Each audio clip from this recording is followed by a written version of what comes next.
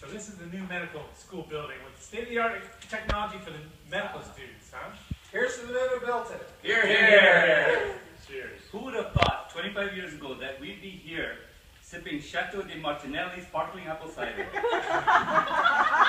I hope we haven't made it too easy on these new medical students. We never had it so good when we were here.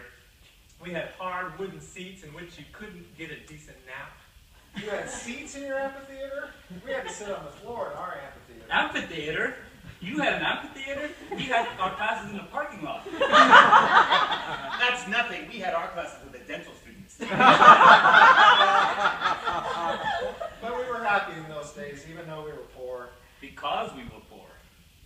My wife and I had to live in this tiny house with big holes in the roof.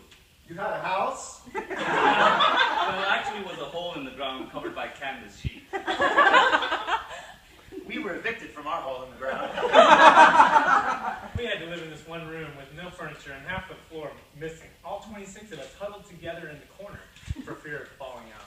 Room? Falling in. We used to dream of having a room. 75 of us had to live in the shoebox in the middle of the road. Is that a cardboard box? Yes. Yes. Luxury. We wish we had a box. 145 of us lived upstairs at Shryock Anatomy Lab, snuggled together with the cadavers for warmth. Cadavers? Your class had more than one cadaver? Cadaver?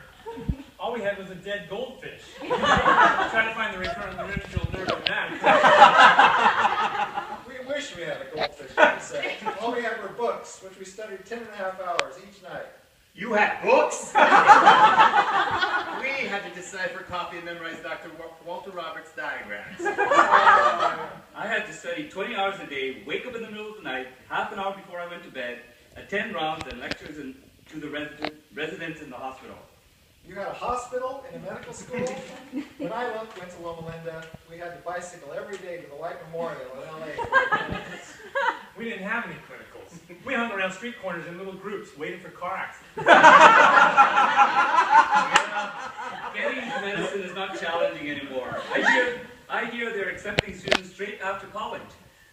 We had to go overseas as student missionaries for 5 years. I had to become a vegetarian and eat natina in front of the admissions committee. I had to give up my 2 pet baboons to the university.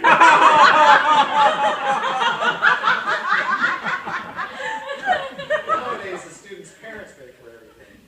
I had to work as a pizza delivery boy, trudging 5 miles through the snow, barefoot, uphill both ways. My parents had to sell the farm and my 2 sisters. It's horrible. I'll miss that farm. Times were really tough. Nowadays, they get gifts when they graduate. All I got was a diploma. Oh, you got a diploma? You got it.